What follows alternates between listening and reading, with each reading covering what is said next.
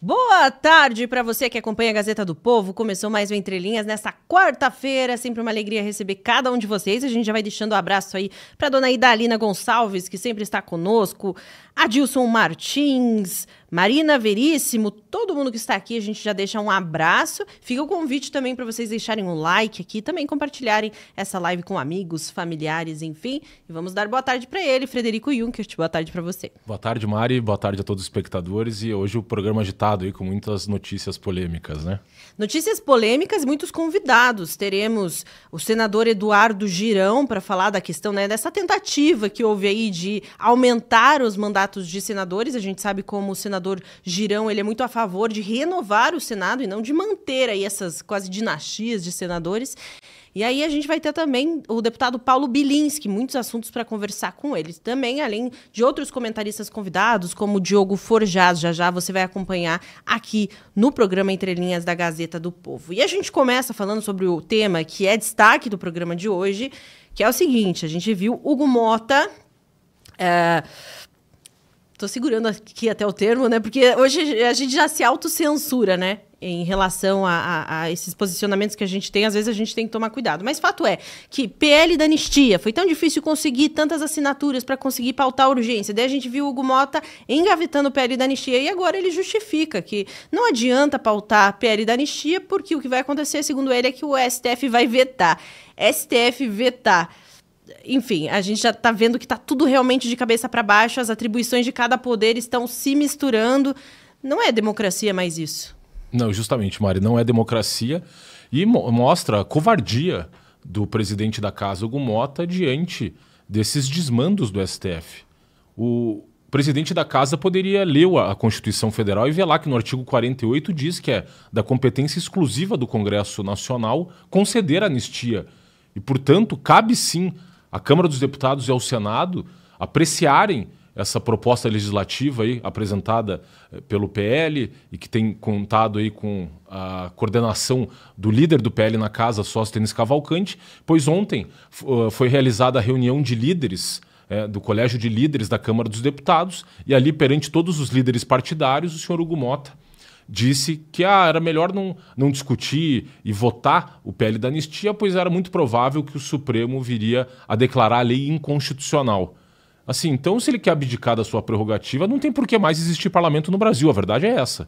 Porque ele, na questão agora do Ramagem, até fez ali uma DPF questionando a decisão da primeira turma do tribunal, que se negou a suspender todo o processo contra o Ramagem, só suspendeu apenas 2 dos crimes, ali o crime de dano ao patrimônio tombado e deterioração do patrimônio público, e diferente do que havia sido a resolução da Câmara dos Deputados, que havia determinado a suspensão integral do processo, e ele, diante da pressão da base ali de deputados, acabou entrando com essa DPF, um recurso. É uma ação autônoma, mas que valeu ali como um recurso para que o plenário do Supremo Tribunal Federal venha se manifestar sobre a questão. Mas agora ele mostra, novamente, que não está, na verdade, à altura do cargo de presidente da Câmara dos Deputados do Brasil.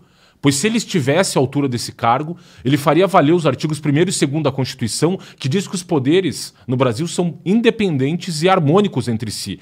E a independência está justamente em zelar pelas suas competências. Se está ali no artigo 48 da Constituição, que é da competência do Congresso Nacional conceder anistia, não cabe a ele antecipar eventual julgamento do Supremo Tribunal Federal dizendo que, não, olha, pode ser que o Supremo declare isso inconstitucional. Então, a gente sabendo dessa invasão do STF sobre todas as questões que são discutidas na esfera política no Brasil, então é melhor fechar o parlamento de vez e reconhecer que a gente vive sob uma ditadura do Poder Judiciário no seu órgão de cúpula, que é o STF. Diferente do que o seu Hugo Motta tem dito, né, de que melhor não debatermos esse tema, pelo contrário, aí que sim, que tem que se colocar a independência do parlamento e afirmar, sim, a autoridade legislativa para tratar desse tema. E aí, presidente Hugo Motta, também cabe ao senhor estudar a própria jurisprudência do Supremo Tribunal Federal, e dou aqui o número da ação, a DPF 153, que diz que é sim da competência do Congresso Nacional apreciar a questão da anistia. Mais de 80 anistias foram votadas no Brasil desde a instauração da República em 1889.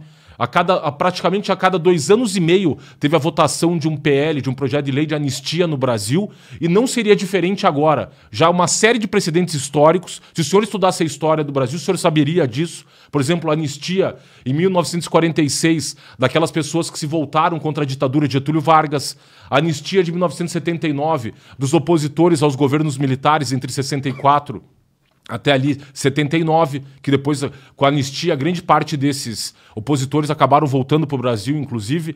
Então, o senhor, na sua condição de presidente da casa, deveria valer a prerrogativa, a independência do parlamento brasileiro e botar, sim, em votação esse projeto, diferente de ficar de joelhos perante o Supremo Tribunal Federal, que já vem, né, fazendo tantos desmandos e desrespeitando as imunidades parlamentares, a independência do Poder Legislativo, desde a questão da prisão do Daniel Silveira, e o senhor, então, não está à altura da presidência da Câmara dos Deputados e faria muito bem ao Brasil se renunciasse ao seu mandato e voltasse lá para Paraíba para cuidar dos seus assuntos pessoais. Porque o que o Brasil precisa, nesse momento, é de parlamentares que façam zelar suas prerrogativas e que coloquem um basta aos desmandos do STF, Mari.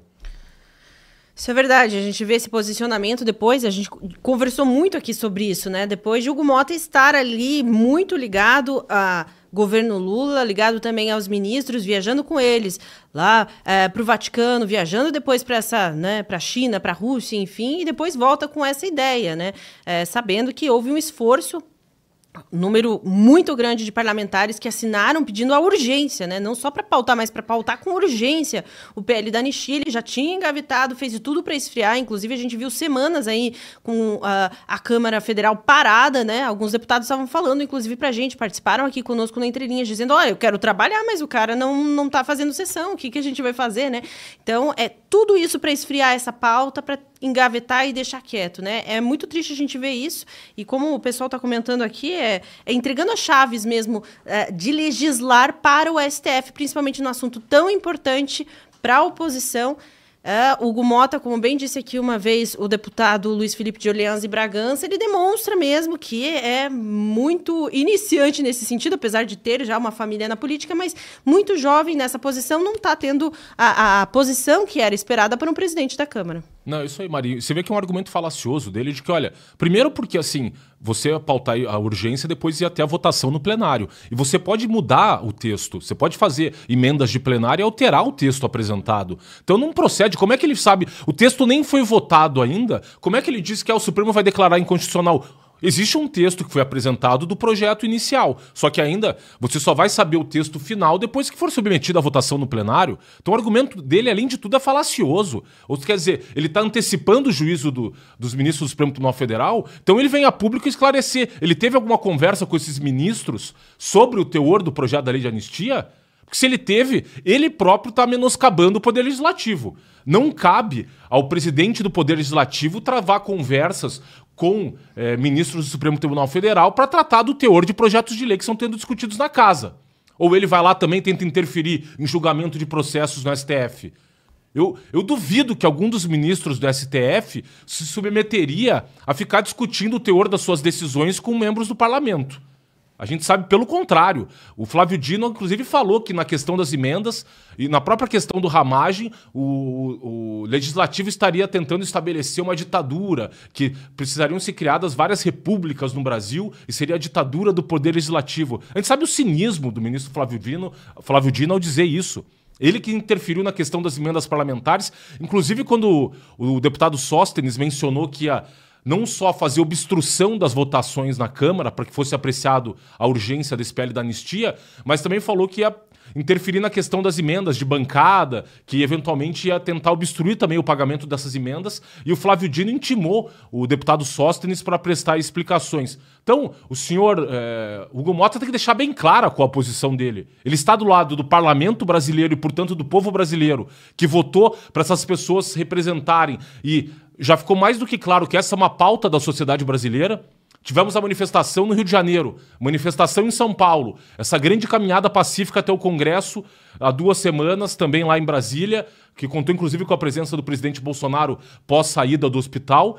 E assim, tá muito claro que essa é uma pauta da sociedade brasileira. Está escancarado para todos os brasileiros a injustiça dessas condenações. Vide o caso Débora. Eu até estava vendo hoje, Mari, uma notícia de que um torcedor, uma briga de torcidas organizadas, um torcedor do Palmeiras teria matado o torcedor de uma torcedora, uma menina da torcida rival que estava ali pela rua. Ele foi condenado pelo crime de homicídio a 14 anos de prisão. O caso Débora, por ter pichado uma estátua com batom, ela foi condenada a 14 anos. Qual que é o senso de justiça do Brasil com essas condenações? Então o senhor Hugo Mota deixa muito claro que ele é mais um serviçal. Ele está não na condição de presidente da Câmara dos Deputados, mas de serviçal do Supremo Tribunal Federal dentro do parlamento. E esse não é o papel de um deputado, ainda mais um deputado que foi votado por seus pares, foi colocado na cadeira de presidente. Ele que tem um pouco de hombridade e vergonha na cara para, no mínimo, pautar esse PL, da urgência desse PL, deixe que os deputados decidam o teor desse projeto de lei e eles cheguem à conclusão de qual que é o melhor texto, tanto para a sociedade brasileira e para esses condenados injustamente. E não cabe a ele antecipar juízo de ministro do Supremo Tribunal Federal, ou ele deixe claro se ele está conversando com esses ministros e está novamente colocando o Poder Legislativo em segundo plano face ao Supremo Tribunal Federal. Ótimo. E falando em Supremo Tribunal Federal, a gente viu que ontem, né, o STF aumentou a lista de réus aí, né, acusados pelo suposto golpe aí. Então a gente vai ver aumentando essa lista. A gente também está vendo ao mesmo tempo, né, nesse caos judiciário aí, inclusive Ives Gandra, né, o jurista que tem 90 anos, acabou de sair, inclusive, de um infarto, sendo alvo também de um processo por ter, segundo estão usando bastante esse termo, né, incitação ao golpe. Então, agora tudo é incitação, né? Tudo pode ser considerado relativamente uma incitação. Se a pessoa comentou, se a pessoa analisou, se um jornalista trouxe esse assunto, ele pode ter incitado ao golpe. E assim, a subjetividade do judiciário a gente vê cada vez mais clara e evidente aí, né, Frederico? É isso aí, Mari. Esse episódio até do Ives Gandra chamou muita atenção. Ele está respondendo a um procedimento disciplinar diante do Tribunal de Ética da OAB do Estado de São Paulo, pois ele teria escrito um artigo discutindo a constitucionalidade e fazendo uma interpretação do artigo 142 da Constituição Federal. Sabe quando que ele publicou esse artigo? Em 1988. Justamente no ano em que foi promulgada a Constituição Federal Brasileira, que é do dia 5 de outubro de 1988. Então, teve um grupo de advogados de esquerda que representaram contra o Ives Gandra por esse artigo escrito lá em 1988, dizendo que esse artigo incitaria o golpe. Porque justamente ele discute ali o papel das Forças Armadas na questão da garantia da lei e da ordem, no estado de sítio, no estado de defesa. E você vê ali esses advogados tentando, de alguma maneira, sancionar o advogado Ives Gandra, que é um dos maiores advogados da história do Brasil, hoje, como a Mari bem lembrou, 90 anos de idade, professor de Direito Constitucional da Universidade Mackenzie, em São Paulo, reconhecidamente um dos maiores especialistas em Direito Constitucional do Brasil, um homem de reputação ilibada, respeitado. E você vê essa tentativa de calá-lo e de impor uma sanção disciplinar a ele por um artigo escrito. Eu até lembro aqui que nesses processos agora envolvendo essa suposta tentativa de golpe de Estado, teve um outro advogado formado pela PUC de São Paulo, mestre e doutor em Direito pela PUC de São Paulo, a Mauri Saad, que também sofreu uma medida de busca e apreensão. Sabe por quê? Segundo disseram, ele teria também participado do golpe porque ele escreveu um livro acadêmico discutindo a questão, interpretando o artigo 142 da Constituição Federal. E você veja, um acadêmico exercendo assim a sua liberdade, né, de produção acadêmica e liberdade intelectual, sofreu uma busca e apreensão pela Polícia Federal pelo teor do seu livro. Ou seja, a gente vê o Brasil nessa guinada autoritária. O senhor Flávio Dino, que deu uma decisão judicial no ano passado, mandando queimar livros, destruir livros. A gente está na Alemanha nazista de 1933? Não. Estamos no Brasil de 2025 e tem um ministro do Supremo Tribunal Federal que manda destruir livros, porque ele disse que esses livros continham ali teor misógino, machista, homofóbico. Olha o grau, o surrealismo da situação jurídica que a gente está passando no Brasil e tem gente acobertando isso. Então, em relação a esses processos, Mara, inclusive, a gente teve ontem que o Supremo Tribunal Federal recebeu a denúncia contra 12 dos acusados, Não, dos 12 contra 10, e 10 tiveram as suas denúncias rejeitadas porque não se encontrou ali elementos mínimos probatórios. O que me chamou a atenção muito nas sustentações orais realizadas ali na primeira turma, porque os advogados foram muito firmes em apontar os erros praticados pelo Supremo Tribunal Federal nesses processos e as inconsistências do relatório da Polícia Federal feito pelo senhor delegado Fábio Schor. Fábio Schor, temos que lembrar, é o delegado que foi designado especialmente pelo ministro Alexandre de Moraes para conduzir lá desde o início o inquérito das fake news em março de 2019. Ele que vem conduzindo todas essas medidas ilegais a mando do ministro Alexandre de Moraes. Eu próprio, como advogado, eu participei de uma oitiva com um cliente meu nesse inquérito das fake news, e esse senhor, na época, ele tinha uma chefe, aquela delegada Denise, ela não queria aparecer na câmera quando eu estava ali, fui por videoconferência a oitiva do meu cliente, e ela fazia perguntas fora, não aparecendo na câmera, para ele via lá e ficava fazendo as perguntas que ela mandava que fossem feitas, tal. Eu lembro que eles, inclusive, ficaram muito bravos ali no final do inquérito, que eu sugeri ao meu cliente concluir a sua declaração dizendo o seguinte, lembrando uma frase do Santo Agostinho: prefiro os que me criticam porque me corrigem aos que me adulam porque me corrompem. E hoje as autoridades públicas no Brasil só aceitam que a população brasileira os adule, os elogie e batam palmas para as ilegalidades e veem o exercício do direito constitucional à crítica como crime. Estamos criminalizando a opinião no Brasil. O que aconteceu com esse país em que o ato de falar é mais grave do que o ato de matar, o ato de estuprar alguém, de roubar os cofres públicos? Veja o caso da Débora, ela estava se manifestando, por mais que ela tenha cometido o erro ali de pichar a estátua. Agora, isso é mais grave do que matar alguém? Como eu lembrei aqui, uma condenação por homicídio de 14 anos, essa mulher ser condenada a 14 anos? Cadê o senso de justiça e moralidade desse país? Será que acabou? Ou o senhor Hugo Mota, nessa questão mesmo da anistia, né, novamente ficando de 4 perante o Supremo Tribunal Federal, não tem hombridade, vergonha na cara?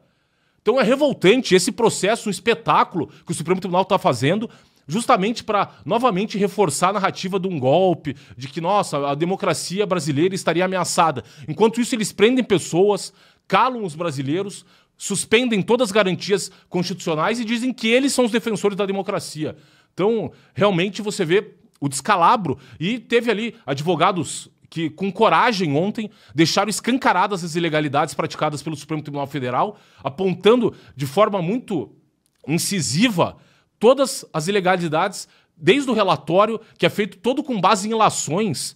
Ali, inclusive, na colaboração premiada do Mauro Cid, vários dos advogados apontaram que o Mauro Cid se referiu a uma reunião realizada no dia 28 de novembro de 2022 como uma conversa de bar, porque se reuniram ali coronéis do Exército que se reuniam mensalmente, amigos ali que fizeram a formação militar juntos e com ali 30 anos de carreira convivendo, se reuniram e, pela simples presença naquela reunião, não se sabe o que foi discutido numa reunião de amigos, um churrasco na casa de um deles, ali se partiu da premissa assim, ó, você estava ali presente, você é um participante do golpe. Sem se apontar nenhuma prova concreta de que aquelas pessoas estivessem articulando qualquer tipo de medida. A suposta minuta do golpe tratava nos seus considerandos do estado de defesa, sítio e da garantia da lei e da ordem, que estão previstas na Constituição brasileira e, portanto, estavam, sim, dentro do rol de atribuições do presidente da República. As pessoas podem se esquecer, mas em março de 2016, a senhora então presidente Dilma Rousseff, diante das manifestações que levaram milhões de brasileiros às ruas, ela chegou a convocar uma reunião com o então comandante das Forças Armadas Brasileiras, Eduardo Vilas Boas, pedindo que ele se manifestasse sobre a eventualidade dela convocar o estado de sítio para conter as manifestações democráticas realizadas no Brasil naquele período. Cadê o Supremo Tribunal Federal então para acusar a senhora Dilma Rousseff de golpismo? Essa senhora que saqueou no seu governo, os brasileiros tiveram os cofres públicos saqueados, conforme revelado na Operação Lava Jato, no esquema do Petrolão.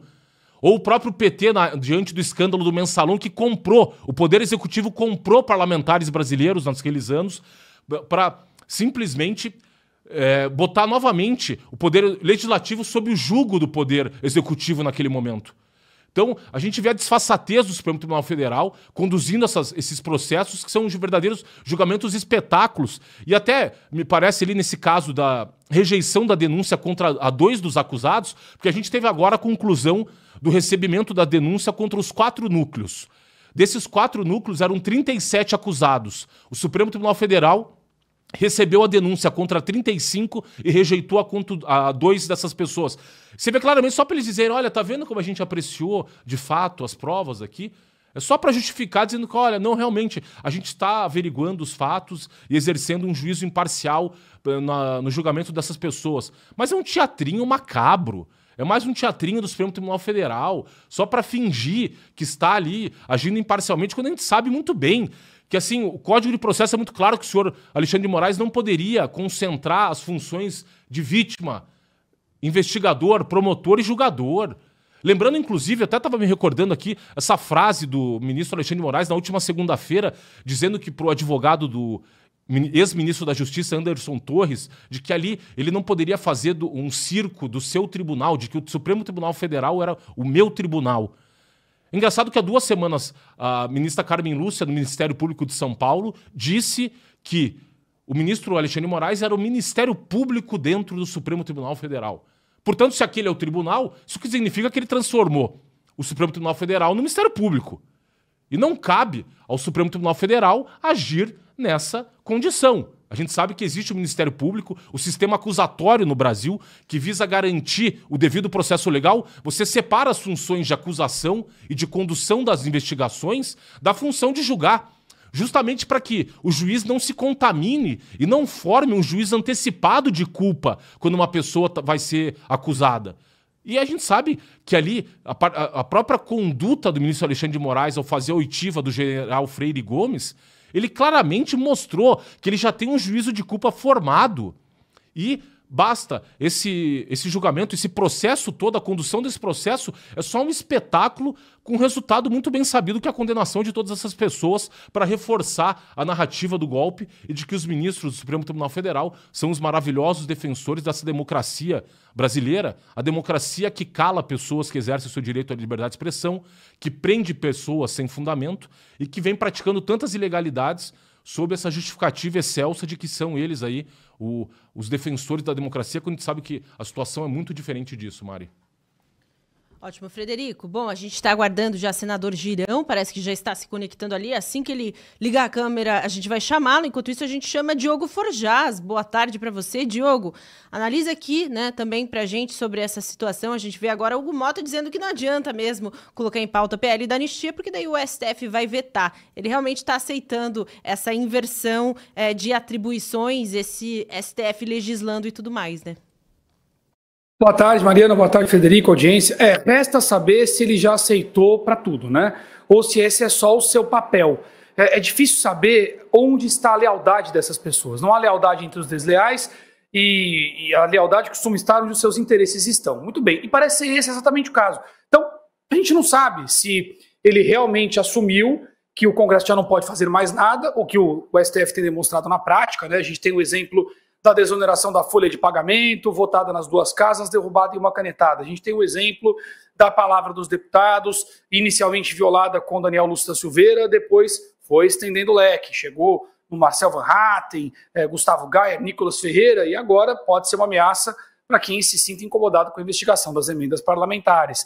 A gente tem também as prerrogativas da sustação da ação penal revogadas. O caso das drogas, o STF legislou de novo, como se fosse um projeto de lei, um PL, incluiu as 40 gramas. A gente pode lembrar também o caso da lei da homofobia, que não existe. Foi uma decisão do Supremo que legislou, criando uma equiparação com a lei do racismo, que evidentemente eles não podem fazer. E tem, é claro, todas as decisões inconstitucionais contra o próprio Poder Legislativo, que parecem uma PEC sobre a própria Constituição. E tudo isso tem acontecido tranquilamente. Parece que as mesmas emendas que fizeram o Congresso relativizar esses absurdos, agora colocam eles na mira dos absurdos que eles relativizaram. E aí fica a pergunta, será que essa postura do Hugo Motta é a posição real do Congresso, que já aceitou a derrota e aguarda ansiosamente uma cela para chamar de sua, ou será que é uma falsa sinalização de fraqueza para se ganhar tempo? Ou será que apenas Hugo Motta, pessoalmente,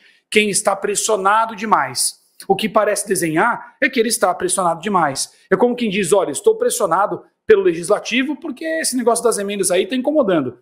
Mas eu estou pressionado também pelo Supremo, porque esse papo da anistia, ele também está incomodando. Toda a impressão que se desenha é que ele se equilibra numa fina linha entre lidar com as consequências dos pares ou lidar com a sanha persecutória da toga. E aí o regime fica nesse desenho que nós estamos vendo. Esse papo de vetar a anistia tem tudo a ver com vetar tudo que eu citei antes.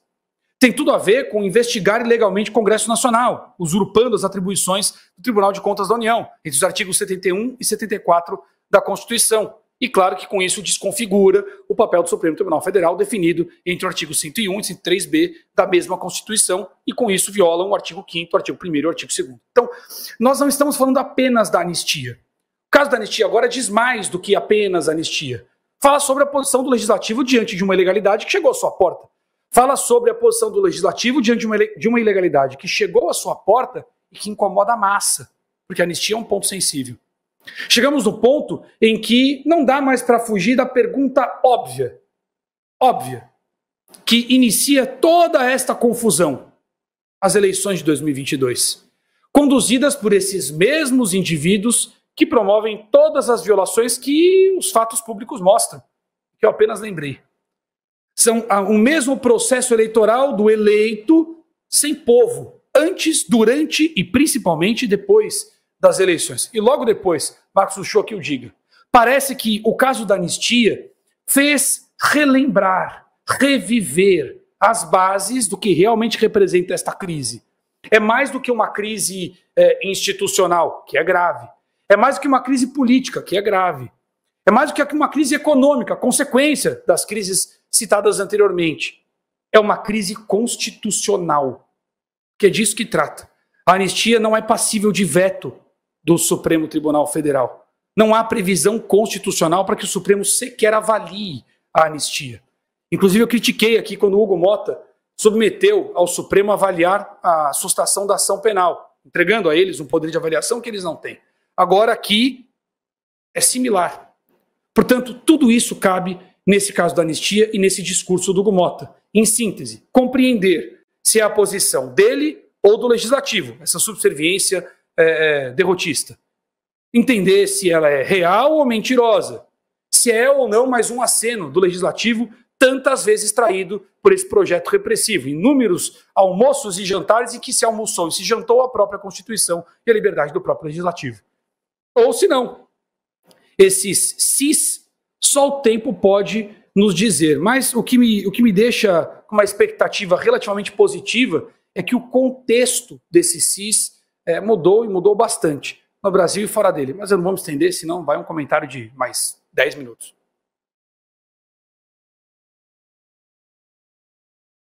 Queria ouvir a sua opinião também, né, sobre essa outra notícia também, que está na Gazeta do Povo. A gente vê aquele grupo de advogados de esquerda prerrogativas acionando a PGR contra a deputada Bia Kicis, pelas críticas que ela fez a Moraes, né, no STF. E aí a gente entra novamente naquele assunto, né, imunidade parlamentar, mas não para a direita, né? Na verdade, a direita eu vejo como um molde utilizado pelo regime para criar as ferramentas persecutórias. E a história nos mostra isso.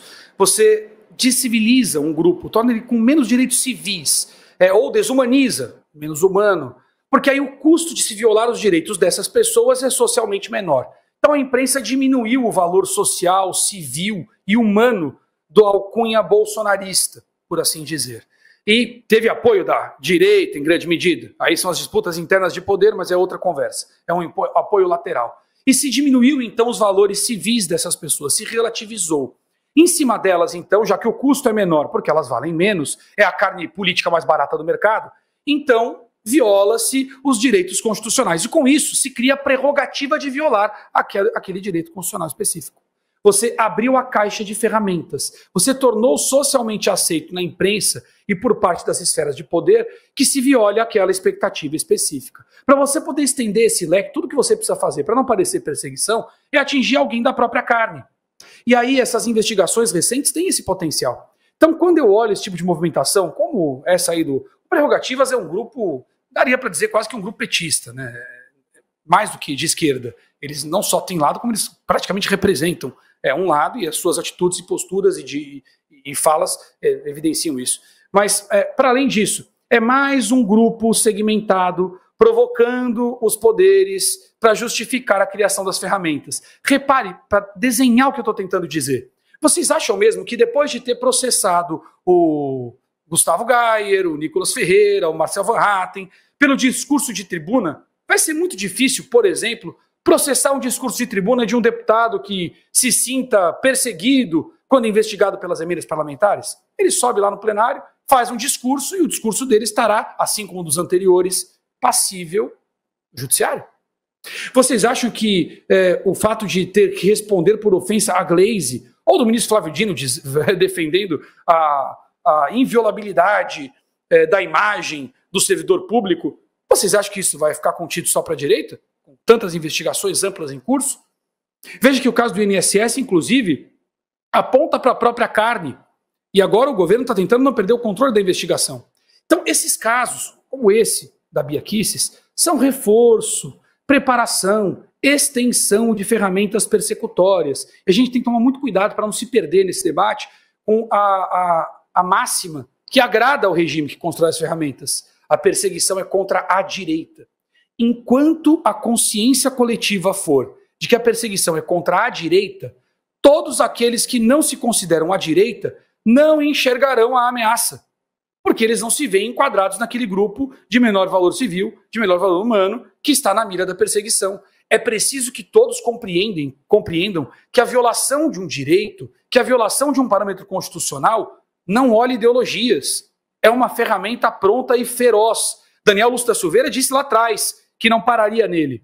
Muitos deputados de direita, à época, que não pareciam estar no mapa dos de menor valor civil, dos de menor valor humanitário, os de discurso mais limpo, mais polido, de posições mais soft, que não se viam na mira do risco da perseguição, não era o fortão que quebrou a plaquinha. Bom, o que aconteceu de lá para cá?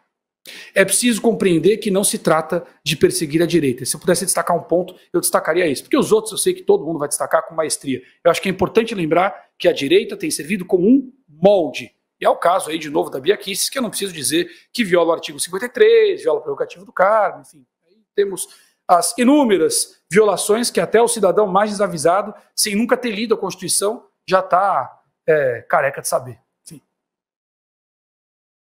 Boa, Diogo. A gente agradece muito suas análises e sua participação. A gente espera na semana que vem. Até a semana que vem. Boa semana para vocês. Boa semana. Já vão chegar aqui senador Eduardo Girão, também deputado Paulo Bilinski, todos para a gente falar sobre esses assuntos tão importantes hoje, né? E sobre essa questão que a gente viu aí, né, desse grupo de esquerda, prerrogativas, de advogados da esquerda, acionando a PGR contra a deputada Bia Kicis pelas críticas que ela fez a Moraes, é algo de extrema importância e preocupação, né? Gera uma forte preocupação aqui, a gente sempre tem falado sobre isso, mas a gente sempre tem que reforçar, a gente já viu outros parlamentares sendo alvos exatamente de processos ou até questionamentos em relação àquilo que eles falam na tribuna, ou eles falam, enfim, enquanto deputados, sendo que existe, né, a imunidade parlamentar para protegê-los disso. Então a gente já viu Marcel Van Hatten, a gente já viu Nicolas Ferreira, a gente vê agora Bia Kicis, e a grande preocupação é essa subjetividade em cima daquilo que, né, a gente vê que sim, hoje é direcionado a um grupo, à direita, à oposição, e quanto isso é preocupante. Lógico que lá na frente vão ser outros grupos, vão ser outros alvos, mas hoje a gente vê a oposição sendo calada de formas diferentes. Alguns estão aí sendo processados, se tornando réus por incitarem um suposto golpe, outros por fazerem críticas ao STF. Aonde que a gente vai chegar desse jeito, né? Qual é a proteção que os parlamentares vão ter para poder, sim, criticar outros poderes, para poderem criticar a presidência, enfim. Aonde vai parar o parlamento desse jeito? Mari, você vê essa iniciativa desse grupo. Primeiro, esse grupo Prerrogativas é um grupo de advogados, mas não só, tem outros colaboradores. Dou um exemplo aqui de um dos colaboradores do grupo Prerrogativas, é o Rubens Casar, um juiz do Rio de Janeiro, marido, nada mais, nada menos, da filósofa Márcia Tiburi, aquela que diz que tem uma lógica no assalto. Então, você vê também Fernando Haddad, é membro desse grupo Prerrogativas, entre uma série de outros os autodeclarados juristas, né? E, basicamente, é um pessoal que vem ali da PUC de São Paulo, tem um dos maiores professores de Direito Administrativo do Brasil, Celso Antônio Bandeira de Mello, que quem já pôde estudar Direito e leu algum dos livros dele, ele é aquele professor que ele pegava numa nota de rodapé, começava a descer a lenha nas privatizações, por exemplo, quando ele ia falar do fenômeno da desestatização na década de 90 no Brasil, que levou, por exemplo, à privatização do sistema de telefonia. A gente sabe que antes da privatização, as pessoas, para ter um telefone, gastavam ali milhares de dólares, era inclusive valorizado em dólar ali, e as pessoas declaravam no imposto de renda. Era tão caro ter um telefone no Brasil, e a gente sabe a facilidade e os benefícios que vieram aí depois das privatizações, e hoje os brasileiros têm pessoas que têm 2, 3 aparelhos telefônicos, e o quanto isso melhorou o mercado. Mas esse grupo, ele tem o objetivo, dentre os vários objetivos, agora de promover essa representação contra a deputada Bia Kicis por uma crítica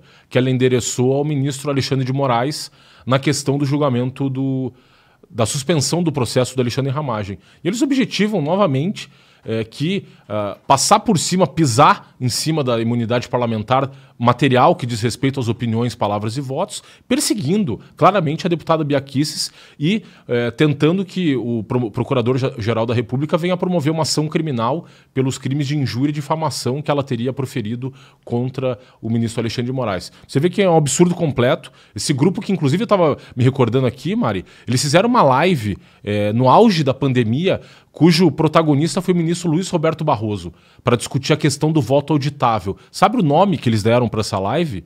Cloroquina eleitoral, que era para discutir justamente a questão do voto impresso. Você veja o grau de contato que eles têm, que chamaram para essa live o ministro Luiz Roberto Barroso do STF. Então, é um grupo que busca justamente calar o dissenso dentro da academia, mas não só na academia, no meio jurídico em geral, e que, associado também a uma entidade famosa chamada Associação dos Juízes pela Democracia e Associação Brasileira dos Juristas pela Democracia, que nada mais são do que juízes e advogados de esquerda ali, e membros da comunidade acadêmica de esquerda, que buscam cercear a voz da direita nos vários campos, não só no parlamento, mas também na própria academia, quanto no meio advocatício, Mari.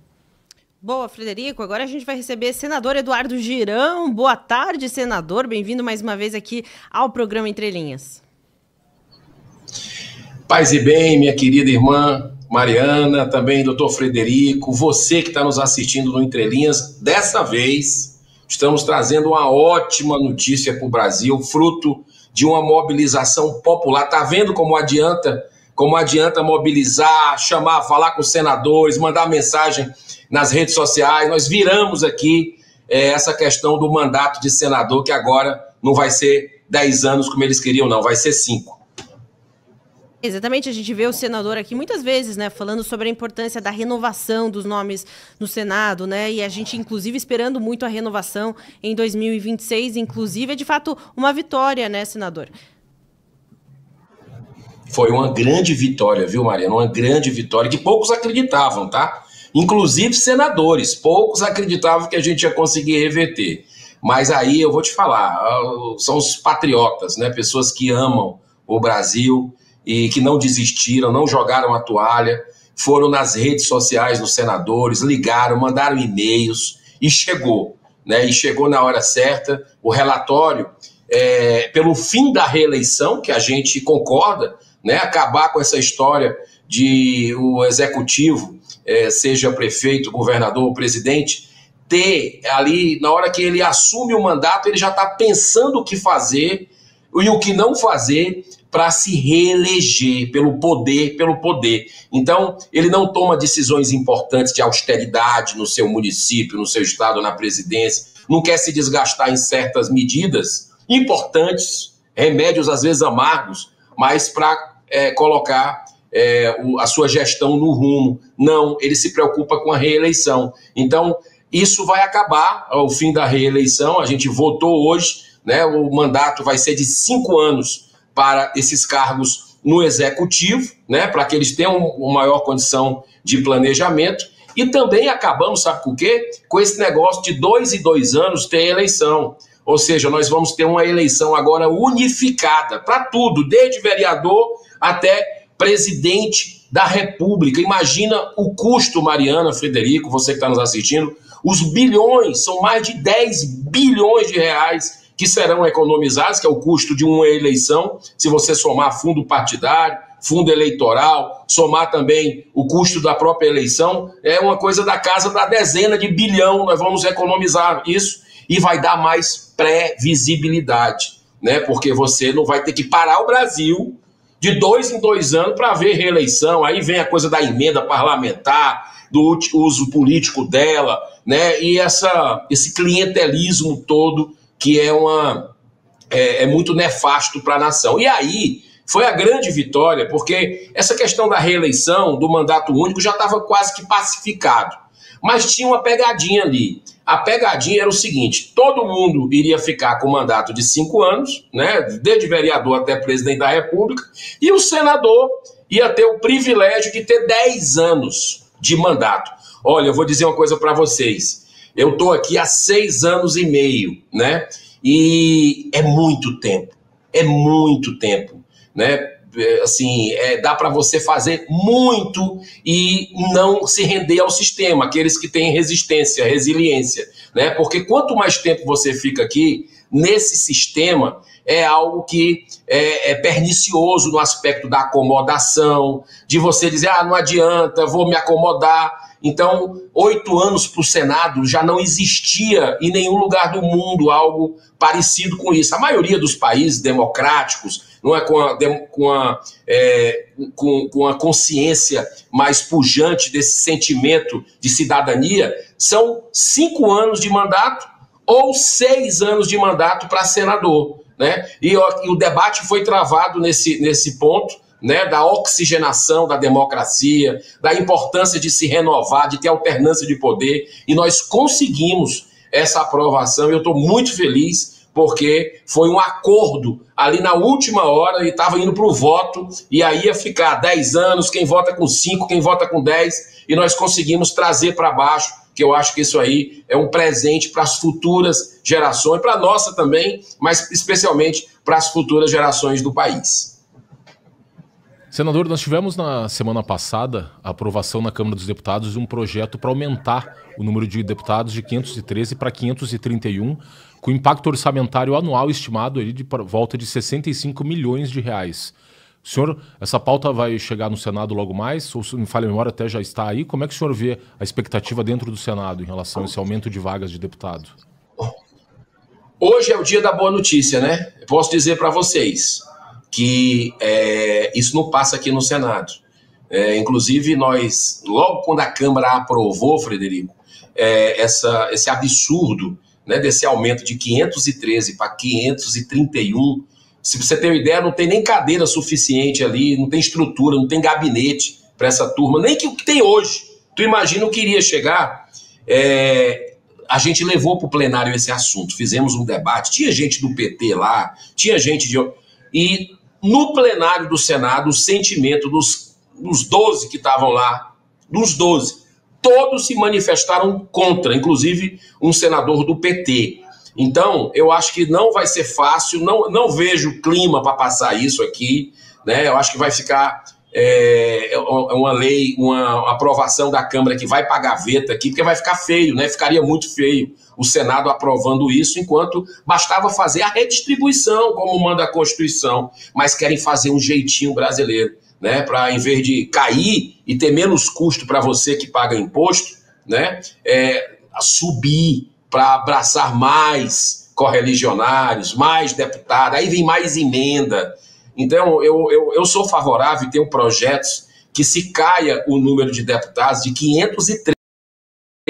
É uma representação muito boa do país e fica proporcional se a gente tivesse 300 deputados federais. E eu tenho outra proposta também que não está madura, mas se Deus quiser nós vamos ver nos próximos anos, uma proposta para cair de 3 senadores para 2. E um detalhe, eu também sou contra a reeleição no legislativo. Para mim não tinha que ter reeleição para senador, para deputado, não. Mas isso ainda é um pensamento minoritário hoje. É um despertar de consciências, né? São as pessoas, os brasileiros, tomando conta da política. Você que está nos assistindo, quem sabe no ano que vem pode estar eleito para algum cargo, deputado, enfim, governador ou até senador, né? Presidente da República, por que não? Então, as pessoas que vêm de fora e que têm essa missão pela vida aqui no Brasil, que possam fazer essas mudanças necessárias. Mas, olha, foi um golaço o que nós tivemos aprovado hoje. na principal comissão do Senado Federal. Você imagina indo para o plenário, que eu acho que está pacificado ali, a gente vota, não sei se vai ser... Aprovamos o requerimento de urgência, tá? Um requerimento de um calendário especial também, hoje aprovamos para essa PEC do fim da reeleição, e eu espero que vá para a Câmara dos Deputados e que seja aprovado lá o mais rápido possível. Só deixando claro que não vai valer agora para essa eleição. Isso, dentro da proposta, é uma coisa que conclui em 2034. Ótimo, senador. Sem querer sair, né, dessas boas notícias, como o senhor trouxe, né, esses golaços, mas tendo que entrar naquilo que não está deixando a gente com tanta esperança, tem a questão das pautas prioritárias hoje para a oposição ao governo Lula e aqueles também que são críticos ao STF, que é o PL da anistia, também CPMI do INSS. PL da anistia, a gente já viu o Hugo Mota falando que não adianta pautar porque o STF vai vetar. E aí a gente nem tem muita expectativa de seguir adiante para o Senado, enfim. Aí CPMI do INSS a gente também está vendo se enfraquecer, a gente está vendo várias frentes e tentativa aí de cortina de fumaça. Ainda dá para ter esperança em relação a essas pautas tão importantes hoje para a oposição? Olha, hoje, essas vitórias que nós tivemos aqui, graças à pressão popular, nos mostram um caminho de que a gente tem que continuar.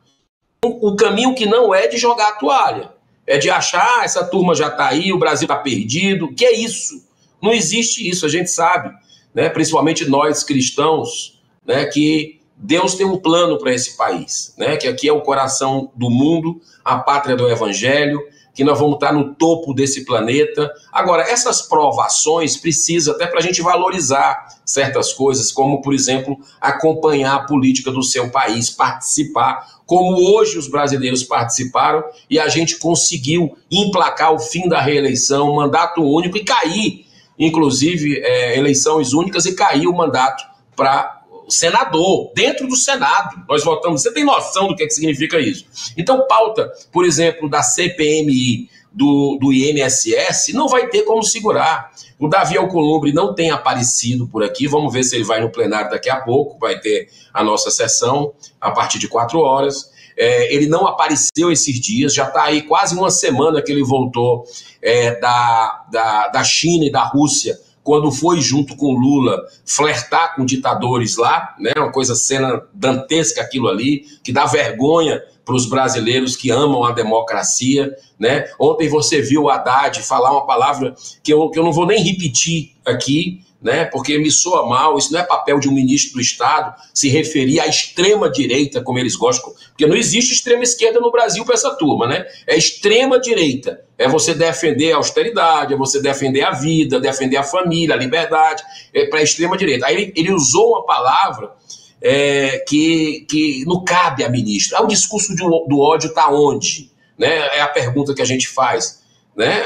Eles que estão com o discurso do ódio e querem colocar para outros setores da sociedade. Então, a CPMI do INSS, que é essa crueldade, Mariana, Frederico, você que está nos assistindo, com os brasileiros que passaram a vida toda contribuindo para ter uma velhice digna, né, e foram roubados descaradamente, né, e não estão investigando tudo. É uma investigação seletiva que está acontecendo, por exemplo, poupando a instituição aí, a entidade do irmão do Lula, por exemplo, outras entidades que têm uma relação forte com sindicatos, né? Então, você acha que isso vai ficar por isso mesmo? Não vamos deixar ficar por isso mesmo. E você, brasileiro, não vai deixar, vai continuar cobrando. Nós conseguimos, a maioria dos senadores já assinaram essa CPMI, a maioria, mais de 41, né?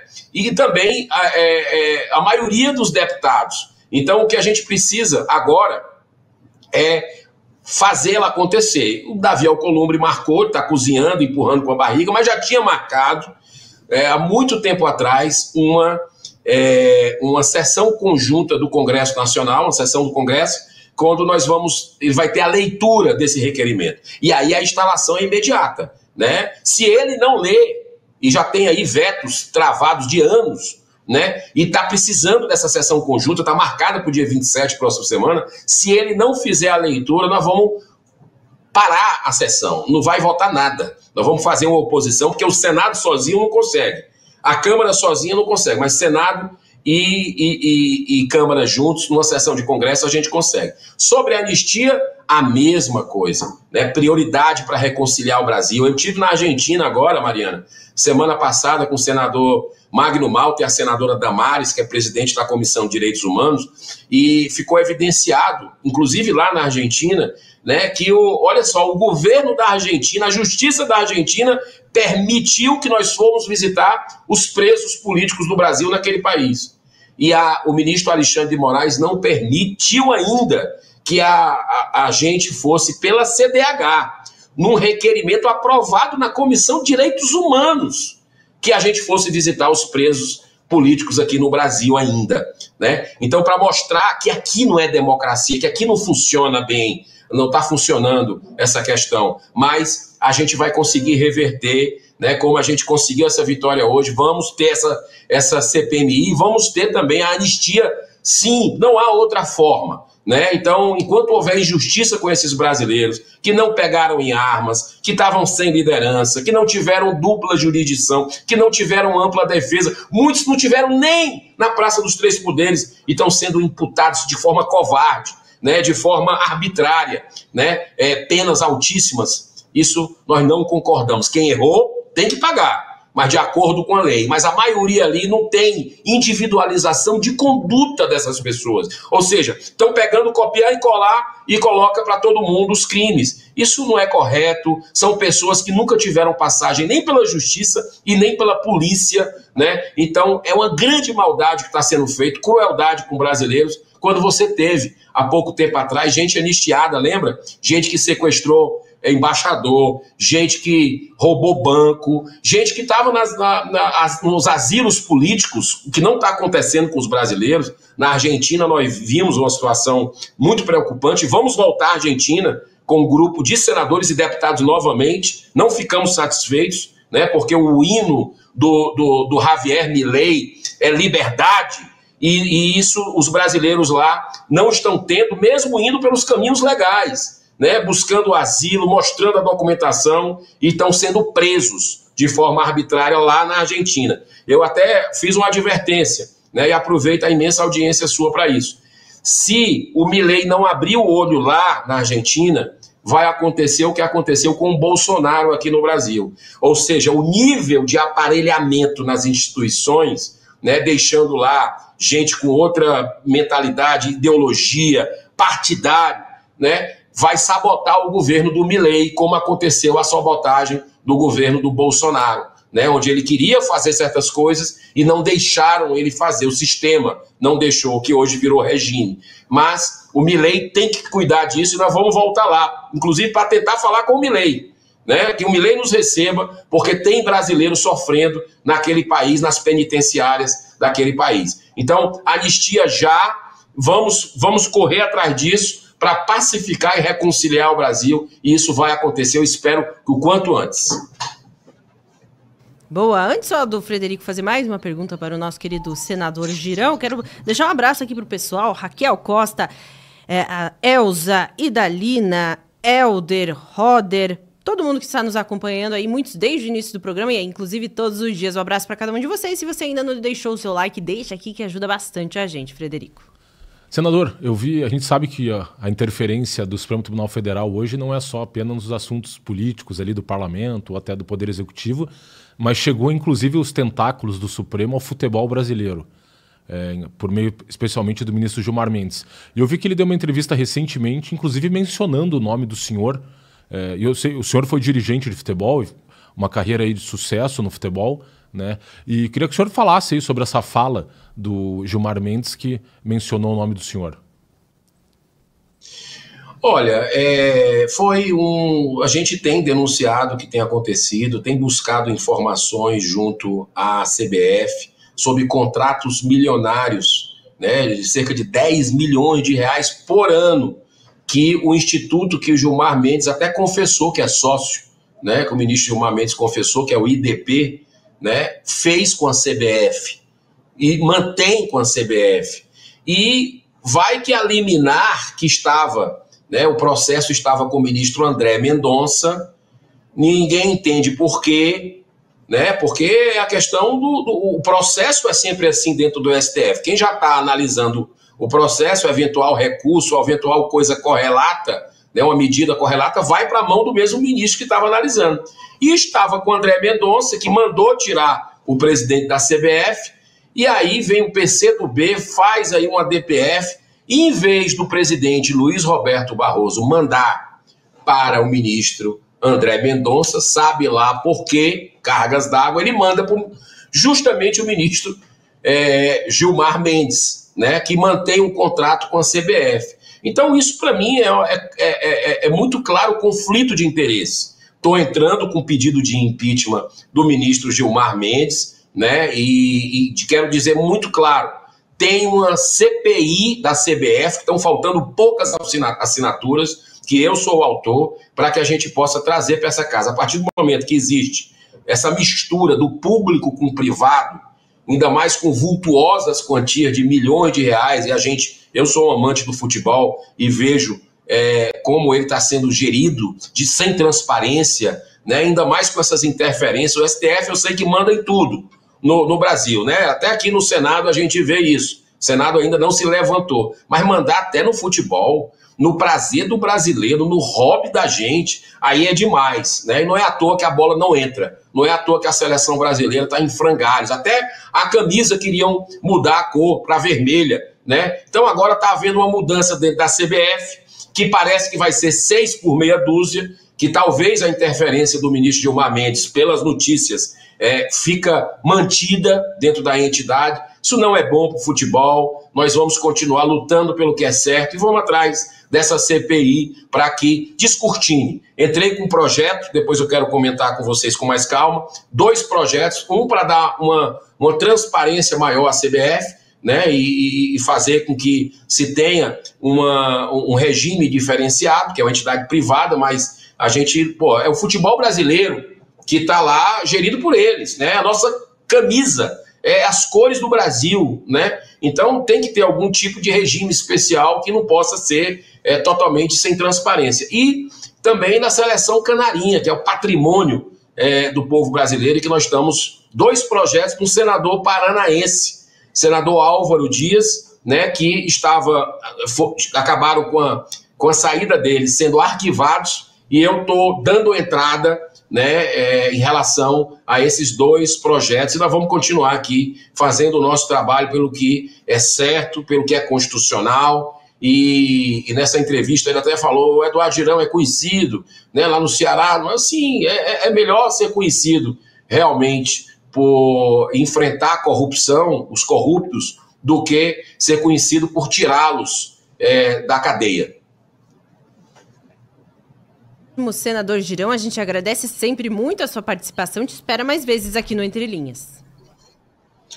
Mariana, só não esqueça do crachá, porque eu vou buscar esse crachá aí no Paraná qualquer dia desse, né? E é uma honra participar com vocês, porque eu sou um fã da Gazeta do Povo, não de hoje. Quando eu nem sonhava em estar com mandato, porque eu nunca planejei isso, mas eu já acompanhava a Gazeta pela luta de vocês, que me toca profundamente a alma, que é a causa da minha vida, que é a defesa da vida desde a concepção contra o aborto. Então a Gazeta me pegou aí pela alma, pelo coração, e depois outras pautas contra as drogas, contra jogo de azar, né? Vocês, pela liberdade, vocês estão sendo assim baluartes. Se você conta nos dedos mesmo, né? Emissora, grupos de comunicação que têm enfrentado, colocado, né, a verdade, ter ouvido um lado, ouvir o outro, buscar fazer crítica. Parabéns pelo trabalho, Mariana.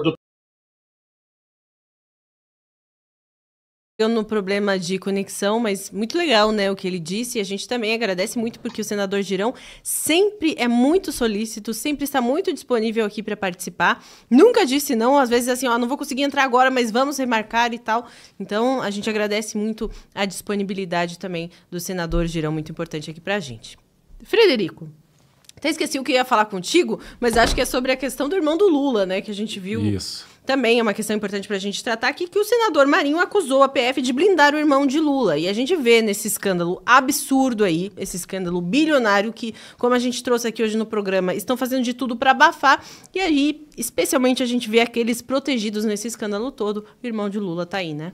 É isso aí, Mari. Você vê que o senador Rogério Marinho, que é o atual líder da oposição no Senado, que é filiado ao PL no Rio Grande do Norte, ele fez uma representação contra o atual diretor-geral da PF, Andrei Rodrigues, pelo acobertamento que ele fez do irmão do Lula e do sindicato do irmão do Lula, o Sindinap, Sindicato Nacional dos Aposentados, Pensionistas e Idosos, que está sim envolvido nesse escândalo do INSS, né, do desconto ilegal, abusivo dessas taxas associativas de pessoas que não autorizaram o desconto das taxas e, na maior parte dos casos, de pessoas que nem eram filiadas a essas entidades.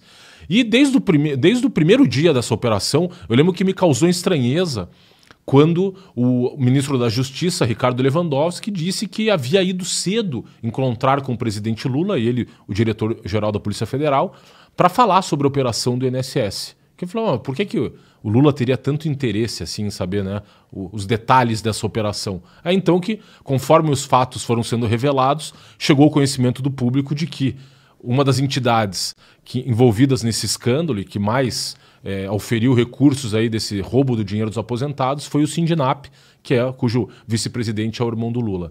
Então, basicamente, essa representação do senador Rogério Marinho contra o diretor-geral da PF no Conselho de Ética da Presidência da República é justamente porque o diretor-geral da PF ficou ali muito claro, ele deu uma declaração de que, olha, o sindicato do irmão do presidente não está envolvido nessas falcatruas do INSS.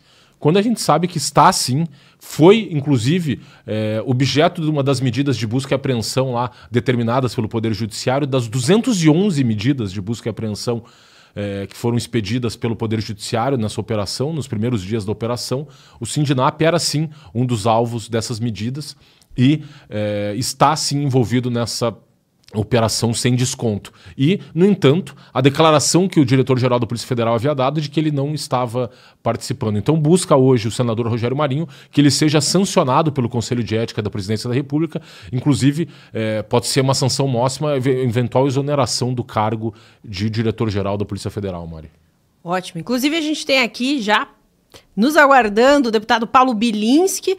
Vamos começar falando com ele sobre essa questão, né, da oposição, cobrando que esse diretor da PF seja investigado por blindar aí o irmão do Lula. Boa tarde, deputado Paulo Bilinski, outro parlamentar também sempre solícito, sempre participando aqui conosco. Obrigado. Também sempre pedindo para ajustar o horário, porque a correria é grande. Muito obrigado pela oportunidade de estar aqui com vocês, pessoal. Sobre a questão do Andrei, que é o diretor-geral da Polícia Federal, e do INSS, a gente tem uma situação muito difícil do ponto de vista de fiscalização do trabalho da Polícia Federal, que, pela Comissão de Segurança Pública, nós não temos a atribuição de convocar o diretor da Polícia Federal para comparecer à comissão para prestar esclarecimentos. Nós só podemos convocar o ministro. E aí, qual que é o problema disso? O problema é que o ministro, quando ele é questionado sobre a ação da Polícia Federal, ele diz assim, olha, não tem nada que eu possa falar, porque a Polícia Federal é um órgão independente, ela investiga da forma como ela quiser, eu não tenho nenhuma espécie de ingerência. Então, o ministro, a gente tem dificuldade em fiscalizar essa ação da Polícia Federal. Então, qual foi a nossa estratégia? A gente convocou o ministro para falar sobre a forma como a Polícia Federal estava blindando, principalmente o irmão do presidente Lula, mas também outras pessoas nessa investigação. E aí o ministro trocou, né, a cabeça dele pela cabeça do Andrei. Então o ministro não vem para falar sobre INSS, quem vem é o Andrei. Então, semana que vem, quarta-feira, das 9 horas da manhã a 1 da tarde, o Andrei estará na Câmara dos Deputados e será questionado por parlamentares sobre a atuação da Polícia Federal. no combate à fraude do INSS, esse roubo total que aconteceu contra o povo brasileiro. Então, eu acho que a gente conseguiu um resultado positivo com a presença dele e vai conseguir ainda mais com a possibilidade de questioná-lo sobre esses elementos aqui na Câmara dos Deputados, quarta-feira que vem.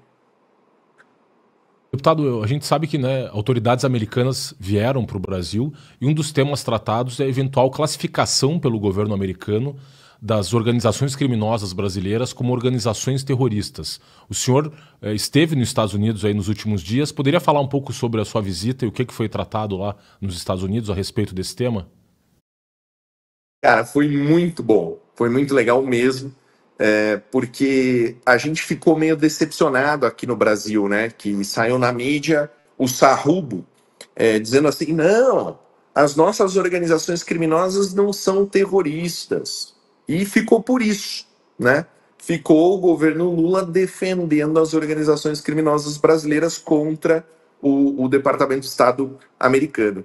E aí, quando eu cheguei no Departamento de Estado, e a reunião tinha 2 representantes do Departamento de Estado e 2 representantes do grupo antiterrorismo do Departamento de Estado. Eu informei, olha, a gente ficou sabendo então que vocês foram, que o governo Lula disse que elas não são terroristas, a gente queria saber, né, e agora? E o Eduardo Pita, do Departamento de Estado americano, falou bem claramente. Ele falou, meu amigo, não foi nada disso. A reunião não foi assim. Eu não fui para o Brasil para perguntar para o governo brasileiro se as organizações criminosas brasileiras são terroristas. Eu fui para avisá-los o que iria acontecer no caso dos Estados Unidos tomar a decisão soberana de classificar as organizações criminosas brasileiras como terroristas. Eu fui lá para falar para eles sobre os vínculos existentes entre as organizações criminosas brasileiras e os grupos terroristas Hezbollah e Hamas. Eu fui para lá para dizer o que ia acontecer com eles, não para pedir opinião. Então veja como isso foi completamente escondido da mídia. A gente não ficou sabendo, ninguém falou sobre isso. A gente só descobriu o verdadeiro conteúdo da reunião porque a gente foi lá perguntar. Olha como o governo brasileiro esconde a realidade, mente. Isso que eles estão fazendo é impedir o brasileiro de conhecer a verdade sobre a forma como o Brasil é visto no exterior. Nós somos exportadores de terroristas. As organizações criminosas brasileiras já atuam em mais de 12 estados americanos. Ninguém tinha noção disso. Ninguém aqui no Brasil sabe o quanto que eles têm de informação sobre PCC, CV, dentre outros. Então, foi uma visita muito boa, muito importante, e a gente deve ter o resultado dessas visitas, né, sendo, digamos assim, conhecido em termos de 60 a 90 dias. Ótimo, deputado. Até para aproveitar a sua companhia aqui, queria ouvir sua opinião, né, sobre esse tema que é o destaque hoje aqui do nosso programa, que é a fala do presidente da Câmara, Hugo Motta, ele que disse que não vale a pena pautar o PL da anistia, porque o STF vai vetar, ainda usando esse termo. Qual que é a sua avaliação? Como o senhor recebe, né, essa afirmação? Veja, o Supremo Tribunal Federal há muito tempo está atuando fora do equilíbrio entre os poderes. O poder judiciário, ele é feito para dirimir conflitos, para resolver problemas, para interpretar a Constituição. Ele não é feito para questionar as decisões soberanas do Congresso Nacional. A anistia não é inconstitucional em nenhum parâmetro. Eu acho que o presidente Hugo Motta, ele não tem mais para onde correr. O que ele vai dizer, né? Ele pediu, ele disse que pautaria o requerimento de urgência se tivesse a assinatura dos líderes. Depois ele pediu a assinatura individual dos deputados. A gente colheu a assinatura individual dos deputados. E ele disse que pautaria, não pautou. Agora ele está dizendo que ele não vai pautar, que o Supremo vai derrubar. Então, o que ele está fazendo lá? Se o poder legislativo é um poder de mentirinha, se quem manda no Brasil é o Supremo Tribunal Federal, então o presidente Hugo Moda pode entregar lá o título dele, o cargo dele de presidente da Câmara, e entrega para o Xandão. Tá tudo certo. Né? Eu acho que é esse o raciocínio que ele fez, que está incorreto. Quem representa o povo brasileiro somos nós. Né? Eu represento São Paulo e outros 512 deputados representam os seus estados, a sua população. Né? Os senadores representam os seus estados. Alexandre de Moraes não teve nenhum voto. Né? Nenhum outro ministro foi votado. Eles estão lá por uma indicação política do presidente da República, só. Então, eu acho que a gente tem que reestabelecer o equilíbrio entre os poderes, porque está muito ruim, está muito difícil. Deputado, retomando esse tema da segurança pública, a gente uma vez estava conversando até com o Diego Pesce, que foi o autor lá do livro Bandidoloteria e Democídio. Ele falou que quando estava fazendo mestrado em Portugal, ao falar da atuação das organizações criminosas dessas entidades no Brasil, pela legislação portuguesa, elas seriam enquadradas em atividades terroristas. Há alguma iniciativa hoje no parlamento para também classificar as organizações criminosas e enquadrá-las aí por terrorismo? O senhor sabe se já existe alguma iniciativa a respeito? O Brasil, ela é uma piada.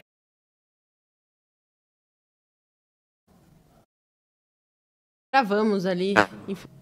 Voltou, será? Alô, alô? Voltou. Voltou. Alô? Voltou? Voltou.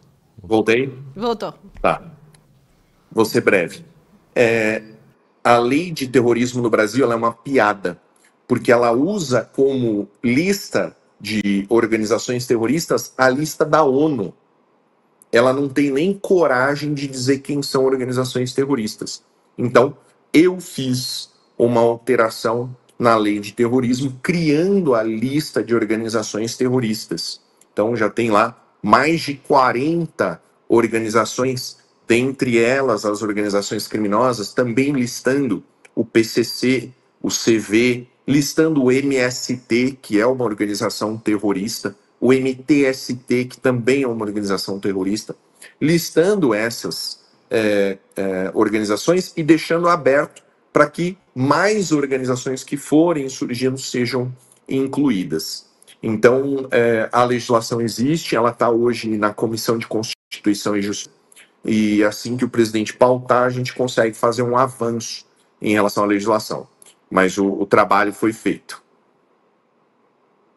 Deputado, a gente vai passando, né? Ele volta para a segurança, eu volto para a questão da queda de braço entre judiciário e legislativo, e a gente vê agora também o grupo Prerrogativas, né, de advogados e outros profissionais de esquerda, que acionou a PGR contra a deputada Bia Kicis pelas críticas que ela fez ao ministro Alexandre de Moraes. Então, como o senhor recebe também essa notícia? Enquanto parlamentar, a gente sabe que não é a primeira vez que a imunidade parlamentar está em risco, especialmente para os deputados, os parlamentares da oposição, né?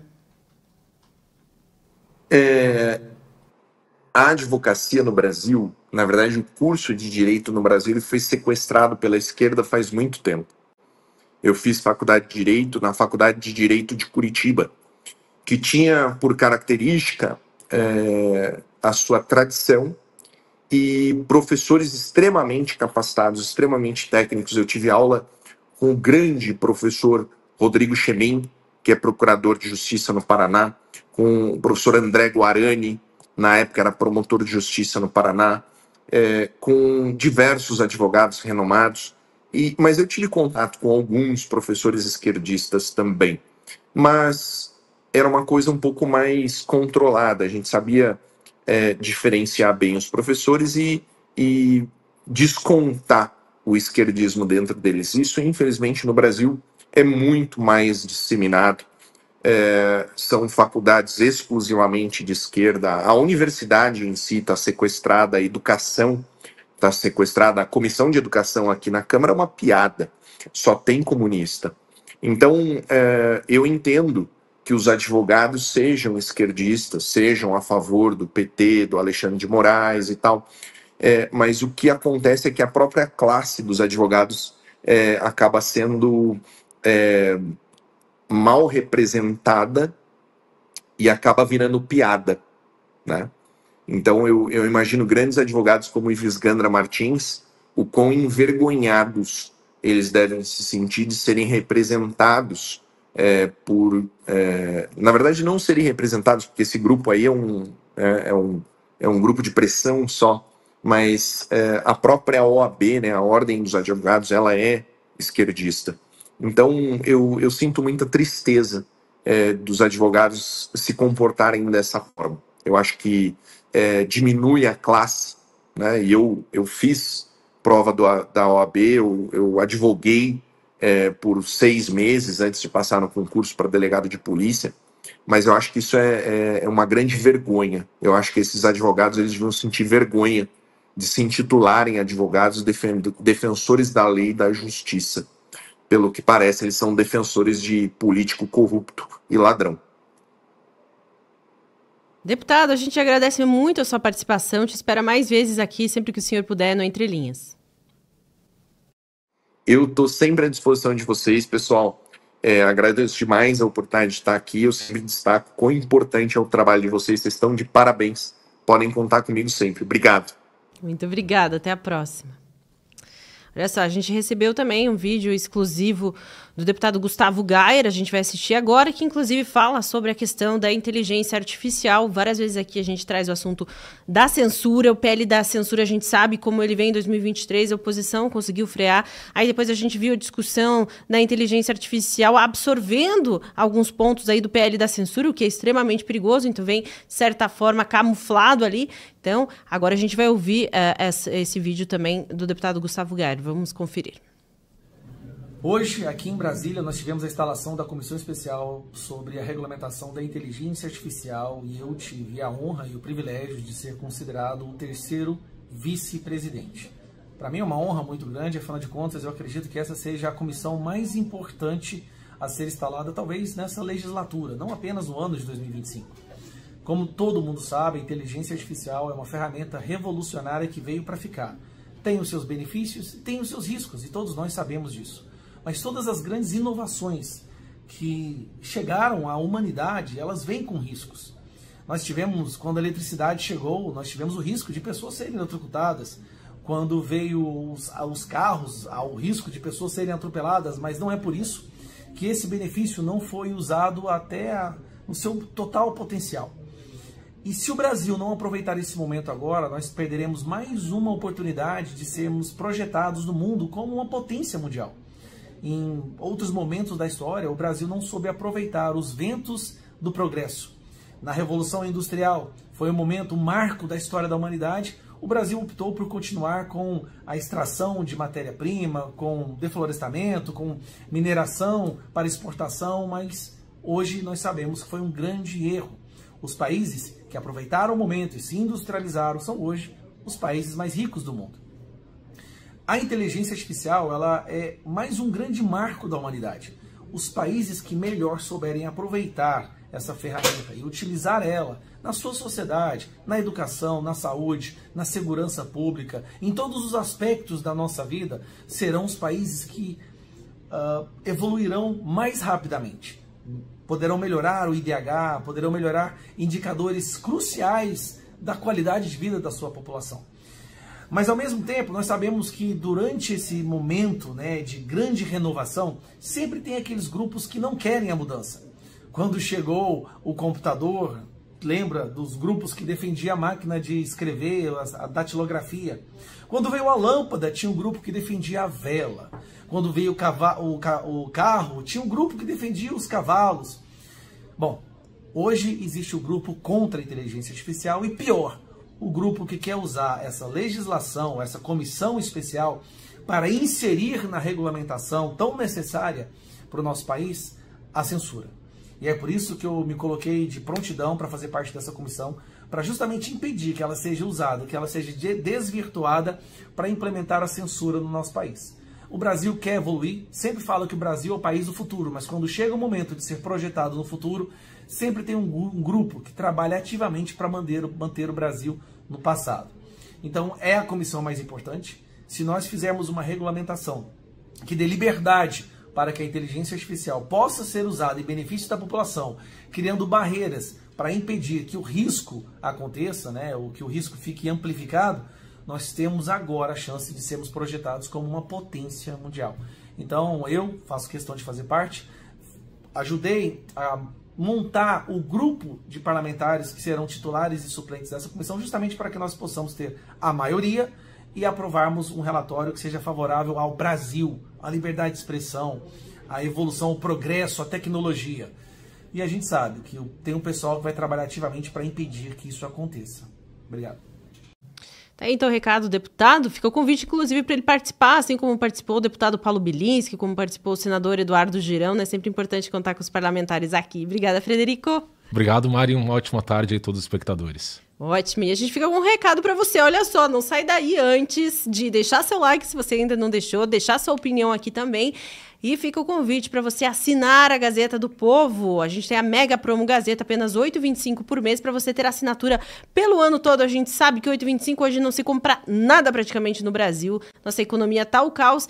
E mesmo assim, com R$ 8,25, apenas R$ 8,25, você consegue acessar todo o conteúdo exclusivo da Gazeta do Povo se tornando assinante, gazetadopovo.com.br/oferta, ou então apontando a câmera do seu celular para esse código que você vê aqui na tela. Já vou trazer esse recadinho de uma forma diferente aí que você vai conferir.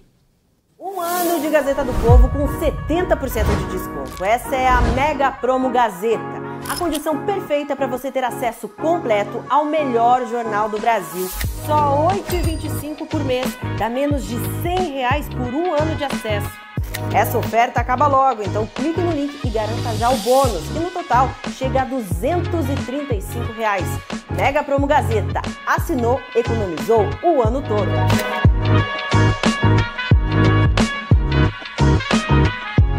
Bom, amanhã a gente volta com muito mais entrevistas e os assuntos mais importantes do dia. Fiquem todos com Deus e até amanhã, às 3 da tarde.